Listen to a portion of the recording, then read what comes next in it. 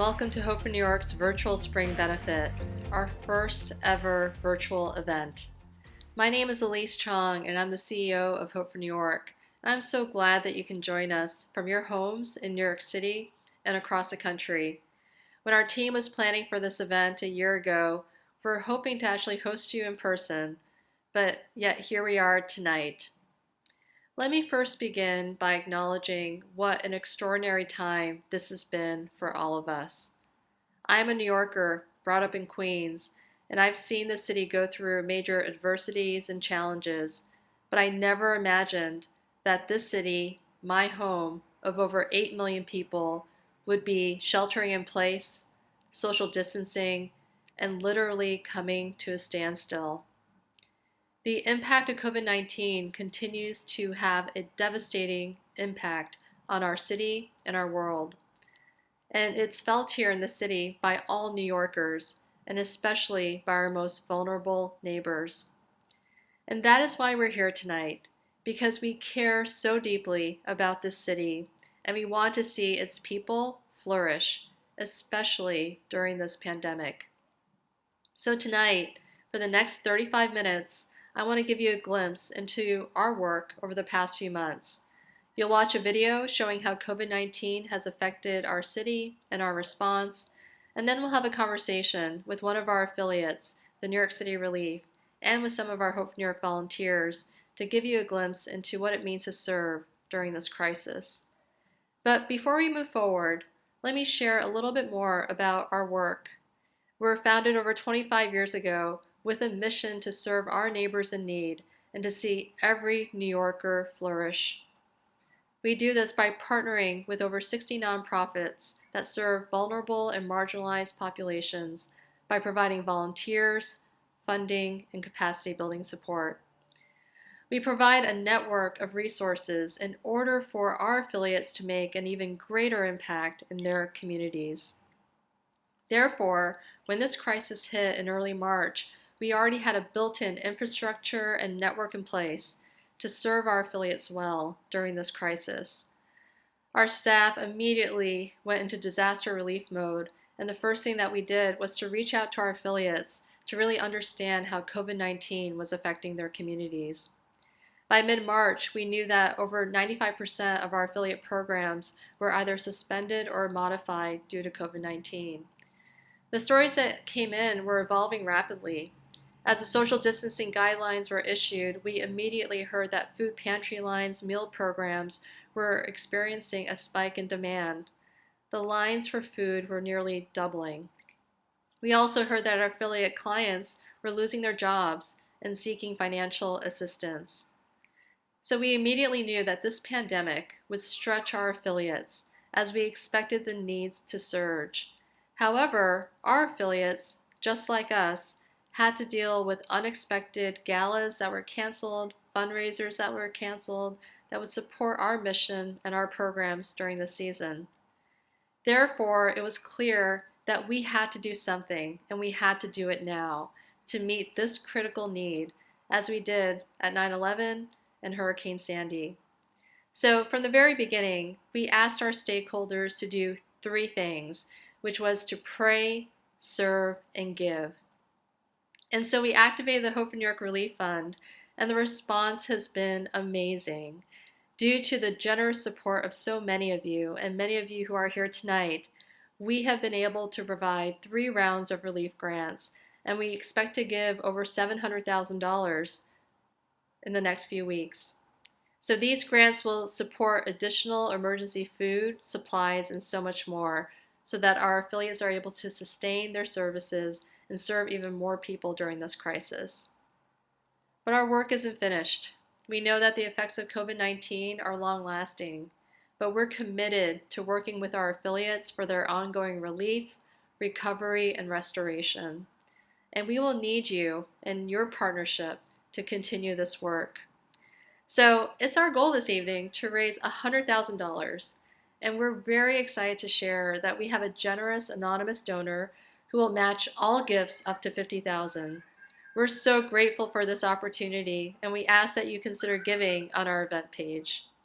If you have questions, you can email donate@hfny.org, You can also find the link in the description below this video. Our goal is to walk alongside and support our affiliates during these uncertain times, and also for the long haul. We know it's been a tremendously challenging time, but we do know one thing, that we serve a faithful God who brings great joy, comfort, and hope. So tonight, let's remember that even through this crisis, there is incredible hope. And that is what we want you to experience this evening. Now please enjoy this next video and conversation. This is Pastor Zach from Recovery House of Worship. I'm standing in front of our building where we do most of our ministry Monday, Tuesday, Friday, and Saturday in handing out food and groceries to people in the neighborhood. COVID-19 has affected our city and our affiliates in ways we never imagined. Here's the story of how the Hope for New York network has responded to this incredible crisis. As concerns about COVID-19 increased in early March, we began hearing the effects of the virus on our affiliates, learning that 80% had been impacted. Even as many programs were modified or suspended, we still heard how our affiliates continued unwavering support for their communities.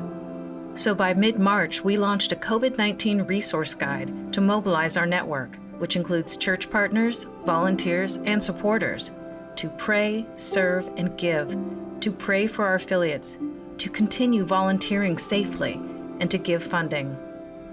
We knew it was still crucial to equip our affiliates with training, resources, and encouragement. On Friday, March 27th, we held our first virtual affiliate convening, launching a series of weekly prayer calls and network talks that covered the real issues our affiliates were facing, like how to access federal relief funding, how to innovate programming, and how to care for staff in uncertain times. By the end of March, every one of our affiliates had been impacted by COVID-19. To actively respond to this need, we activated the Hope for New York Relief Fund to provide critical relief grants and resources to our affiliates. During the month of April, the Hope for New York community responded with humbling generosity. By mid-May, Hope for New York had distributed over $580,000 in relief grants. These grants would cover immediate costs for meals and groceries, PPE and hygiene items, school supplies for virtual learning, and so much more. Hey guys, it's Kate from New York City Relief. I want to introduce you to my friend Arthur. Hello. Arthur got a phone today, so we want to know, who are you going to call first? Who's your first person I'm going to call is my mother. You know, lots of other things that Arthur will be able to do, but of course that's a great way to start it off. Just wanted to say thank you for everything, guys. We can't do this without you. Thank you, Relief Fund. Thank you. All through April and May, many affiliates remained steady in coming alongside New Yorkers in need while practicing safe social distancing. Affiliates providing to-go meals and food delivery saw lines more than double. Other affiliates began hosting virtual class lessons, mentoring sessions, and counseling meetings. Still other affiliates shared creative ways that they were connecting with their communities.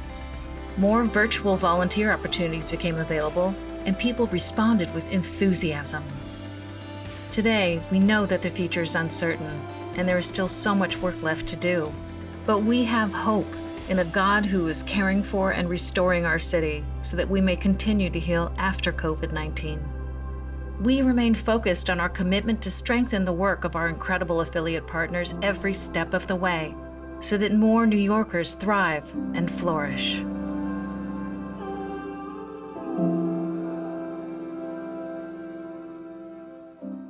Hi and welcome.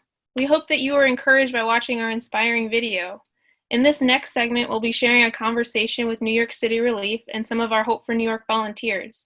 My name is Tory. I'm the manager of mobilization here at Hope for New York, and I'm thrilled to be talking to Josiah Haken, the Vice President of Outreach for New York City Relief, and two of our amazing Hope for New York volunteer leaders, Joshua Warner and Rachel Hocking.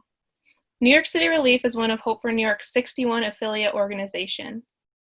It's a faith-based frontline organization offering innovative care and direct outreach to our neighbors experiencing homelessness. Since becoming partners in 2004, Hope for New York has come alongside the crucial work of New York City Relief by providing over 3,500 volunteer hours, more than $1 million in grant funding, and several capacity building projects, such as the Relief Co-op. Hope for New York provided seed funding towards this program, which alleviates both the immediate and long-term needs of our homeless neighbors. And it's a collaboration with some of our other affiliates, Salvation Army and the Bowery Mission. So Josiah, Joshua, Rachel, obviously COVID-19 crisis has greatly impacted the co-op program as well as New York City Relief's mobile outreaches. You've all been so active during this time, and I'm truly delighted to be speaking with you for our virtual spring benefit to highlight how Hope for New York and New York City Relief have been able to partner in this. I'd love to start by having each of you introduce yourselves and telling us a little bit about New York City Relief. So my name is Josiah, like Tory said, and I'm the Vice President of Outreach Operations at New York City Relief. And we are a mobile outreach program that serves men and women experiencing homelessness in the New York City metro area. And our primary focus as an organization is to connect people in need to the resources and help that they need. My name is Joshua Warner. I've been volunteering for several years with New York City Relief. I serve there because it meets people right where they're at and helps them encounter God's love and works on meeting their practical needs while helping them take steps for a better future. Hi, my name is Rachel Hocking. I started out as a team leader for Port Authority, the night bus, and I'm now up in Harlem. And there's a phrase I've always liked about New York City Relief that's been so compelling for me: to make room at the table. New York City Relief invites the community to join us for a meal, for a time of fellowship, and to offer connection. Because it's once you get to really know someone that you learn what they need, and then you can offer the resources for life change. When did you say that you had noticed things first started to change because of COVID-19, and how have they escalated in the past few months? So we noticed it first when the stay-at-home order was announced, because it was like someone shut the power off to all the services in New York City that exist for the homeless population. We instantly started seeing lines at our outreach sites like we've never seen before. I was noticing the need for information. It was really growing among our guests who were coming. They just didn't know what resources the city was providing. The information sheet we were passing out 125th Street in Harlem last Saturday was so needed, and people just came up to us and said, please, can I have a copy? You know, if you don't have a computer, if you don't even have a TV or a radio, you can feel incredibly isolated. From a volunteer perspective, Hope for New York and New York City Relief certainly started taking a lot of precautions by the mid to end of March, making sure the volunteers and guests all stayed well. So the guests were encouraged to socially distance from each other, and the volunteers had to wear masks and change gloves regularly. Neighbors who are homeless often face modified or reduced services right now, so organizations like New York City Relief are even more important. So Hope for New York exists to come alongside affiliates like New York City Relief to help you in the crucial work that you're doing, which is, of course, even more vital during this time. I'm wondering if you can help us get a better understanding of what regaining stability will look like for you, or at least what we think it will look like, or even maybe said a better way, what do you think is the new normal that we're trying to pursue at New York City Relief? I mean, honestly, we're still trying to figure that out. We have been adjusting day by day to the new realities that COVID-19 has caused. But today, as of today, we have managed to systematize a lot of our programming by building to-go bags for our guests with soup, bread, and snacks before we even show up to the location, so we can help people move through the line quicker. We set up 6 feet of social distance between each person in line by drawing a chalk line on the ground for 2 blocks. We have always played music at our outreaches to help people experience some emotional uplift and to feel a little better about life. And we continue to do that because it's more important now than ever before. And one of the biggest changes and one of the biggest ways that we're trying to find this new normal is instead of doing deep dives and assessments with our guests on the sidewalk or in the office of our retrofitted school bus that we use for outreach, we are trying to get phones into the hands of our guests so that we can do virtual case management, and so people can access our follow-up care team by calling in. So we've had to adjust in so many ways, but we're doing our very best to give people what they need as safely and as efficiently as possible. I think another reality of this new normal is a positive one. We've been faced with the fact that we need each other in this city. And I think my prayer for myself personally is this is really going to break down the barrier between me and the guests that we serve. There's going to be more compassion and empathy between us because we've been through this together. And every time I'm there, I'm really reminded about Matthew 25:40. The King will reply, I tell you the truth, whatever you did for one of the least of my brothers and sisters, you've done to me. I love that, Rachel. Thank you for sharing that. I'm curious, as you're pursuing this vision, what gives you hope and endurance to chase after this? Yeah, it's hard to remain hopeful with so much pain and so much loss and so much hardship, especially in the homeless community. But there are lots of things that give me hope as we pursue this new normal. The hope that I get is from the volunteers who continue to serve, volunteers like Rachel and Josh, who have allowed our organization to continue showing up for our guests in the street.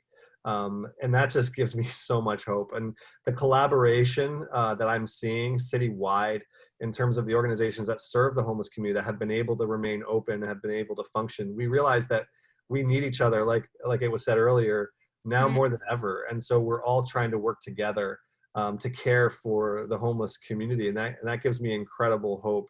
And then the generosity that is coming out during this season, especially from people like you, candidly, who are watching this right now, people who give sacrificially to serve the poor and the marginalized, even while we often are all unsure about our economic futures.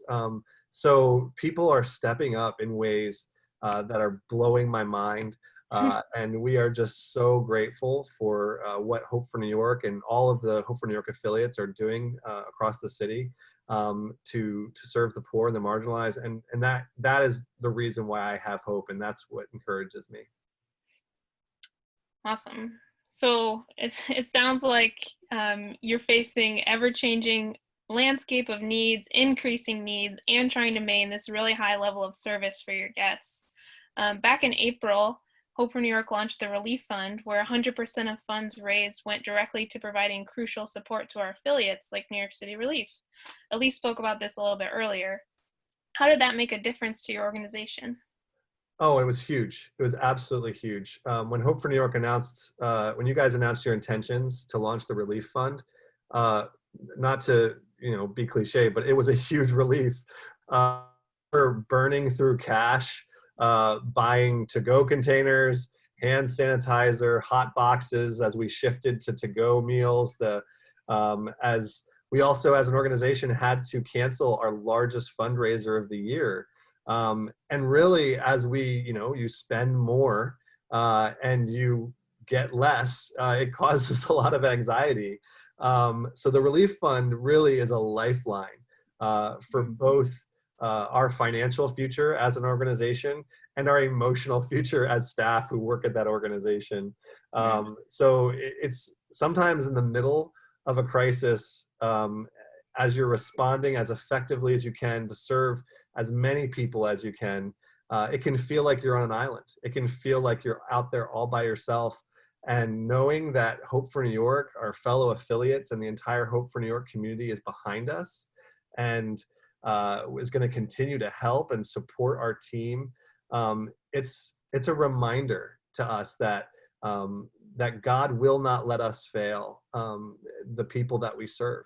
And it's been a game changer for us as an organization, and even for me personally as a as a member of the New York City Relief team.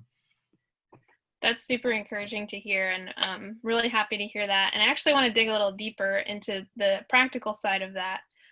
How can we support you as you continue this work that you're doing? And what does it mean for Christians in New York City, but especially the Hope for New York community and so many people who are gathered here tonight to be engaged with the needs around us at this time? Yeah, I'd say right now is the great time to figure out what service means for each of us. It's such an opportunity to love in a way that reflects the love that we've experienced. I can't imagine meeting God and regretting giving or serving too much, whereas I already regret the ways that I've not given or served in the past. I think there's two practical things you could do when you meet someone on the street. Is one, just ask them if they need anything. If you're going into a store, a cup of coffee or a bottle of water, and also to offer prayer faster. One of the guests that I've known for years, occasionally he'll call me, and he's been asking for prayer, and I'm ashamed to say I didn't offer it right away. He actually had to ask me for it. And I think isolation has been really hard for so many people in our city, and this is a time when people are more open to hearing the word of God because they're in such great need. Yeah, I mean, I would just encourage people to stay engaged on the issues as well, on a practical level. And also to Rachel's point, I mean, pray really intentionally. Pray more intentionally than you have in the past, because if there's actually power in prayer, like all of us would agree, we need to put our prayer money where our mouth is. And I would also suggest, if you're able, getting involved through volunteering. I mean, there are lots of organizations out there that are desperately in need of volunteers who are healthy and not high risk. And so I would ask you to consider, if that's you, if you're healthy and you're in a position to volunteer safely, prayerfully consider signing up for one of Hope for New York's amazing affiliates. And then lastly, I would just say, please, continue to give financially so that the homeless community can continue to literally live. It is life and death for our homeless neighbors. And because right now things are getting much worse by the day for a lot of folks out there. And so we are all going to have to dig deep and to pitch in. Okay, so I'll grant you that those all sound like really good things, but I'm just going to push back a little bit because it sounds like what you're doing is scary. You're saying to give when the world economy feels so fragile, or offer to pray for a homeless person that you don't know, or loving the way Jesus loved us. Those things are pretty tough. They're absolutely tough. I mean, I think it's totally normal to feel fear. I feel fear every day. Going out and serving during this season can be a scary thing, and I think it's normal to feel fear. And so what I've been trying to do, not always successfully, but it's to remember that we serve a God who is bigger than our fear and bigger than any of the circumstances that might cause me to fear. Yeah, I think it's important to be mindful, to be self-aware, to know the kind of stresses that we're experiencing. I think I've cried more in the past 6 weeks than I have in the previous 6 years. So those are real things. But I also need to remember and encourage everyone to remember that if every breath is a gift, if new life is a real thing, and if nothing really can separate us from God's love, then we can pray, we can risk, we can work to be bold.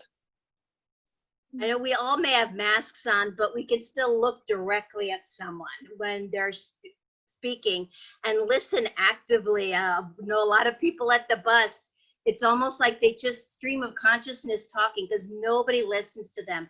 But we can all do that. We can just listen and be engaged. And it is a risk, but it's just a great reward because you're actually reaffirming the dignity of another human being, and that's always worth it. So earlier, Josiah mentioned the importance of praying more intentionally than we have in the past. How can we as a community be praying for you all? What is the next step for New York City Relief as you look ahead? I think my prayer would be that this economic downturn just doesn't affect people's sense of generosity. and that for this city that we're going to learn the lessons of this virus and we're not going to forget them. That social inequity has been uncovered in a way I don't think we could even have imagined a year ago. Yeah, I think that we need to continue to learn to and pray that we can learn to love better and work to see people as God sees them, reflect the love that He has shown us, even in our needs right now, and that we can share that. Yeah, and for our part, New York City Relief has a lot of practical needs that we need prayer for. We are trying to double down on our systems and processes, specifically around our follow-up team, because people need a lot of assistance navigating the social services that are available in New York City, but they need to be navigated over the phone. And so we need staff and creative ways to help people during this pandemic and in a post-COVID world. So one thing I always ask people to pray for is that God would give us divine creativity so that we will be able to meet the growing needs of the people we serve in the street. I really like that, divine creativity. And our community will be praying alongside of you for all of these things. Rachel, Joshua, and Josiah from New York City Relief, thank you so much for sharing your insights and wisdom with us today. We are so honored to be able to support you and the work that you're doing with the other affiliates on the ground around our city. And with that, I'll turn things back over to Elise to close us out.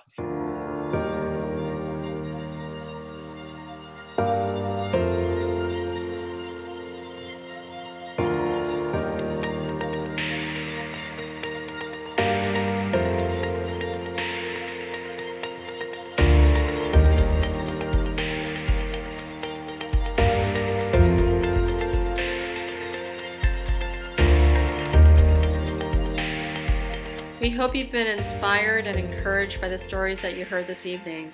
In the midst of this pandemic, I have seen firsthand how the Hope for New York network of affiliates, churches, volunteers, and donors have come together to serve in tangible ways.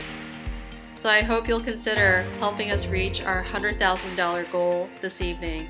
The link is still there below, and we are just so incredibly grateful for your partnership and for walking alongside with us as we serve during this time. Have a good night.